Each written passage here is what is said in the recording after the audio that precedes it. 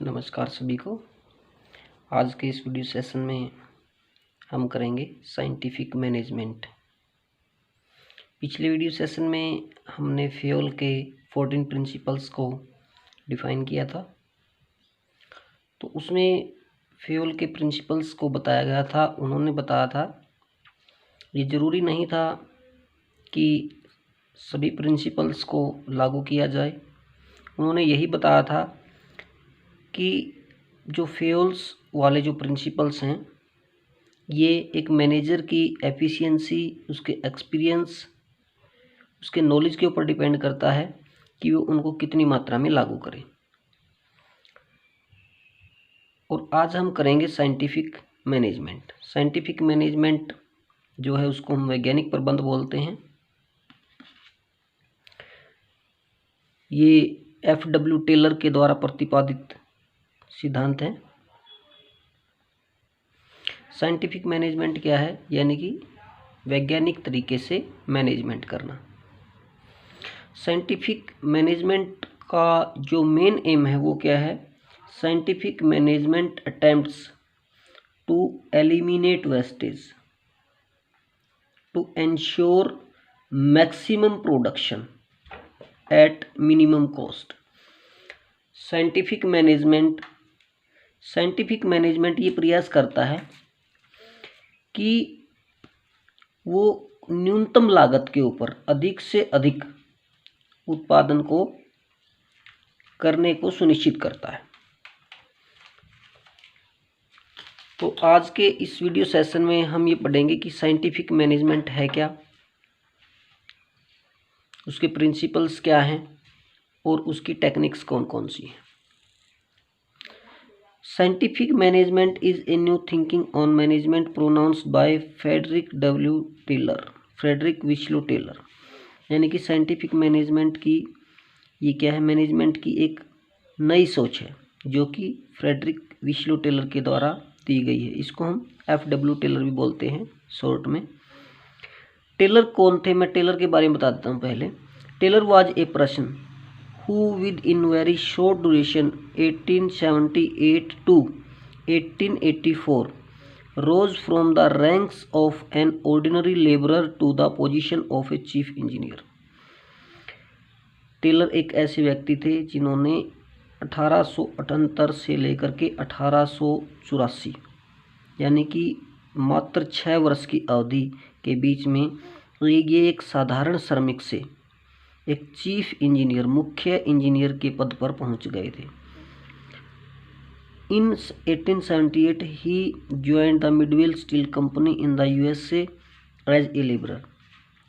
सन 1878 ईस्वी में इन्होंने मिडवेल स्टील कंपनी को ज्वाइन किया था। USA के अंदर है ये। एक श्रमिक के रूप में ज्वाइन हुए थे।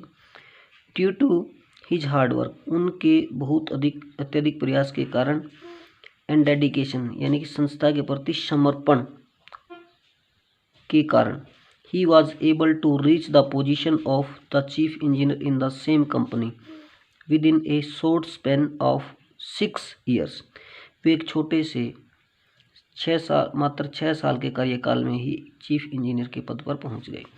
ड्यूरिंग दिस पीरियड, इस दौरान या इस अवधि के दौरान Taylor conducted in number of experiment. Taylor ने बहुत सारे प्रयोग किए and came to the conclusion that the amount of work of a labourer was doing was far less as compared to what he was suppose to be doing. इस दौरान Taylor ने बहुत सारे एक्सपेरिमेंट किए। उन्होंने ये देखा कि एक लेबरर को जितना काम करना चाहिए वो उससे बहुत ही कम कार्य कर रहा है। He gave a number of suggestions to solve this problem. उसने इस समस्या को दूर करने के लिए बहुत सारे सुझाव दिए। इन डूइंग सो, ऐसा करने के लिए, he gave a scientific outlook to management. उसने मैनेजमेंट को एक साइंटिफिक रूप दिया, वैज्ञानिक रूप दिया। Taylor worked in Bethlehem steel works up to 1901। Taylor ने सन 1901 ईस्वी तक बेथलेहेम स्टील कंपनी में काम किया। And thereafter started providing service as a management, और वे बाद में प्रबंध विशेषज्ञ के रूप में सेवाएं देने लगे। इन 1903 में he published a research paper titled shop management. सन 1930 ईस्वी में उनका एक शोध प्रबंध के नाम से एक रिसर्च पेपर जारी हुआ। एंड इन 1911 और सन 1911 ईस्वी में हिज बुक, उसकी एक बुक आई थी, प्रिंसिपल्स ऑफ साइंटिफिक मैनेजमेंट, वैज्ञानिक प्रबंध के सिद्धांत आई, created ripples in the field of management, उन्होंने प्रबंध जगत में क्रांति ला दी।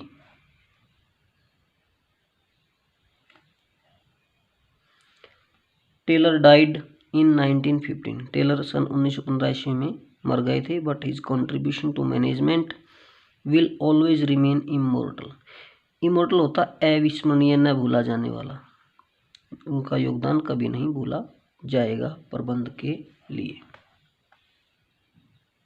F.W. टेलर का जन्म सन 1856 ईस्वी में हुआ था, उनकी मृत्यु 1915 ईस्वी में हो गई थी। इसका शॉर्ट नेम है F.W. टेलर।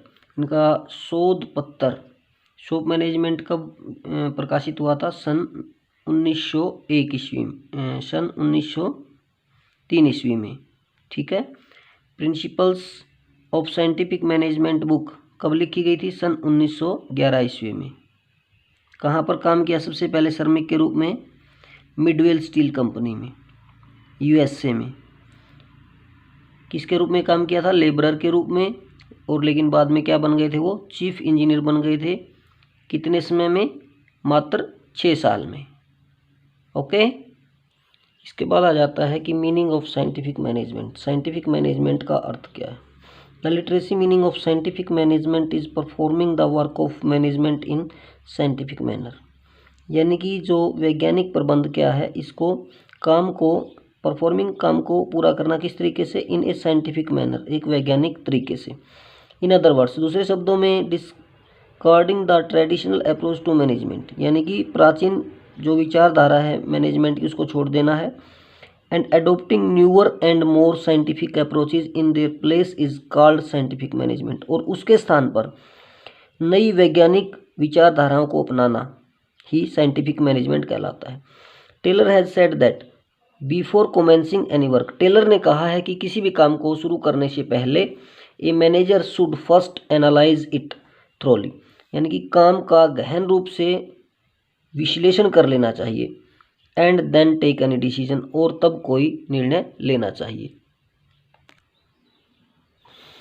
इसके बाद आता है हमारा फीचर्स ऑफ साइंटिफिक मैनेजमेंट, यानी कि वैज्ञानिक प्रबंध की विशेषताएं। तो इसकी 5 विशेषताएं हैं। सबसे पहला हमारा सिस्टमेटिक अप्रोच, ये एक व्यवस्थित विचारधारा है। Scientific management is a systematic approach to management and its uses ensure that all activities are completed in a systematic and scientific manner. इसको सिस्टमेटिक इसलिए कहा जाता है क्योंकि इसमें जो सभी क्रियाएं की जाती हैं वो एक व्यवस्थित और वैज्ञानिक तरीके से की जाती हैं। ब्रिंग्स कंप्लीट मेंटल चेंज, ये पूर्ण रूप से मानसिक क्रांति लाता है, यानी कि पूर्ण मानसिक परिवर्तन करता है। Scientific management brings out a complete mental change both in the owners as well as the employees of the organisation. ये संगठन के मालिकों के साथ साथ, कर्मचारियों के साथ साथ मालिकों के मानसिक परिवर्तन भी लाता है। Both the parties start aiming for more and better production, दोनों ही पार्टियां किसके ऊपर एम करती हैं? अधिकतम और अच्छे उत्पादन के ऊपर। Rather than merely chasing high profits, यानी कि अपने लाभ, जो ऊंचे लाभों को छोड़कर ये अच्छे और अधिक उत्पादन के ऊपर ध्यान देती है। थर्ड है डिस्कार्ड्स ट्रेडिशनल मैनेजमेंट, ये परंपरागत विचारधारा, जो परंपरागत प्रबंध है उसकी विरोधी है। The approach of scientific management completely discards traditional management, ये अपने जो परंपरागत जो मैनेजमेंट है उसका विरोध करती है। It calls for the discarding of old techniques and adoption of new and modern techniques, ये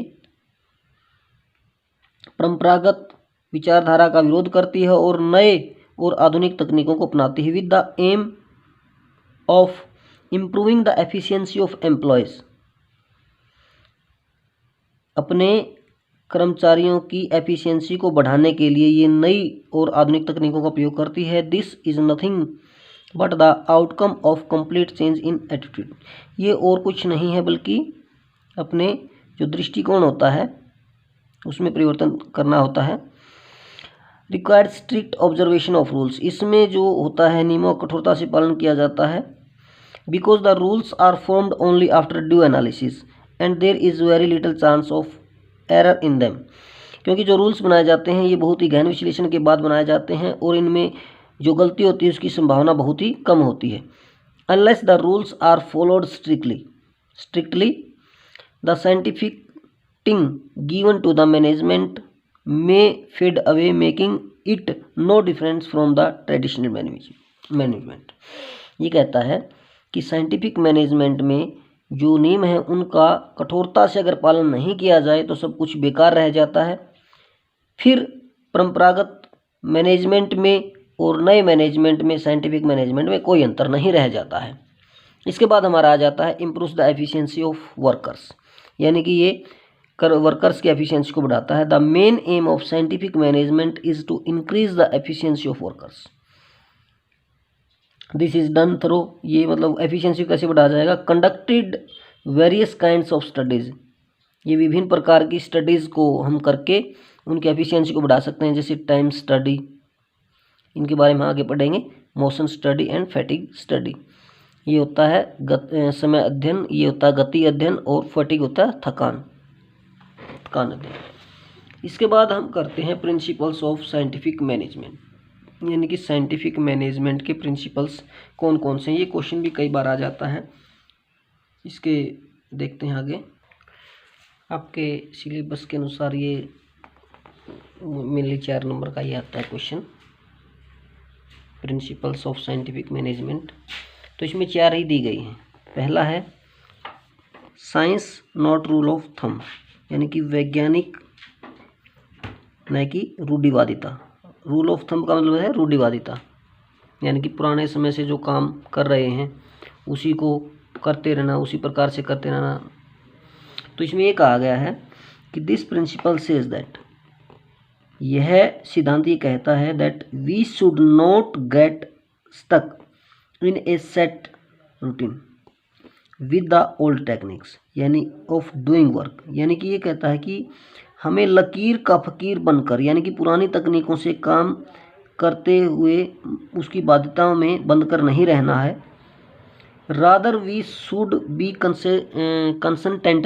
constantly experimenting to develop new techniques which make the work much simplier, easier and quicker.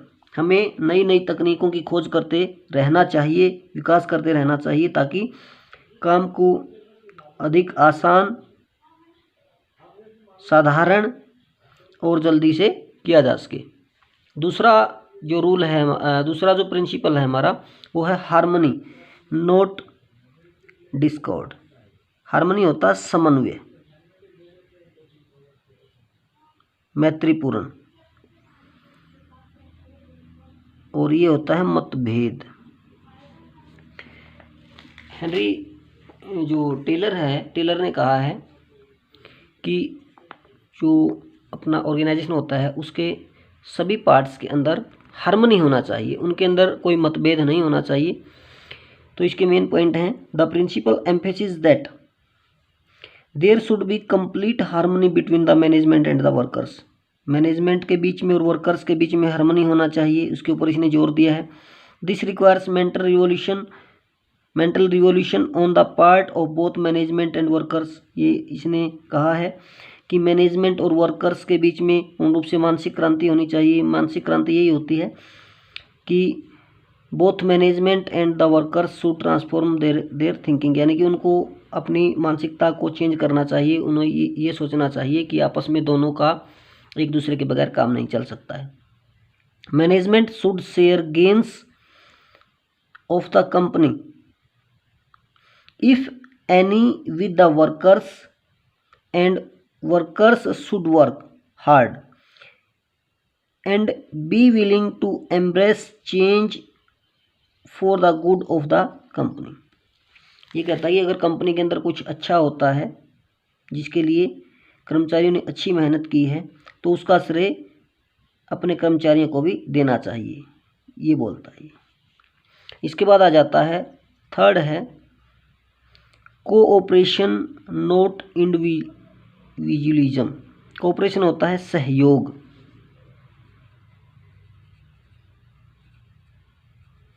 और individual क्या होता है, व्यक्तिवाद। यानी कि काम हमने सहयोग से करना है, व्यक्ति विशेष का यहाँ पर हमने लाभ नहीं देखना है।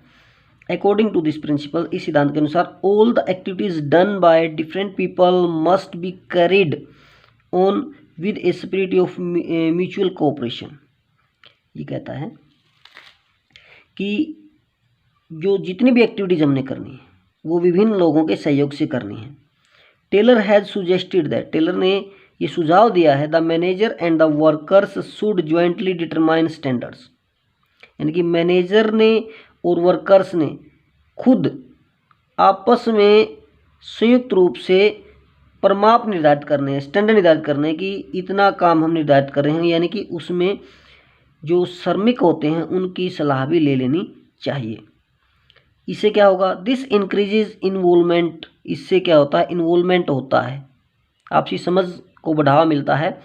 एंड दस, इस प्रकार से इंटर्न, और उसके बदले में क्या होगा, इंक्रीजेज रिस्पॉन्सिबिलिटी, इससे रिस्पॉन्सिबिलिटी भी बढ़ जाएगी। अगर हम किसी आदमी से पूछ करके कोई काम करते हैं और उस बाद में उस काम को वो करने में आनाकानी करता, तो यानी कि इससे उसकी हम रिस्पॉन्सिबिलिटी को बढ़ा सकते हैं। ऐसा ही टेलर ने बोला है। फोर्थ है development of each and every person to his और हर ग्रेटेस्ट एफिशिएंसी, प्रत्येक का विकास और प्रत्येक व्यक्ति का उसके अधिकतम कुशलता तक विकास, ये कहा है।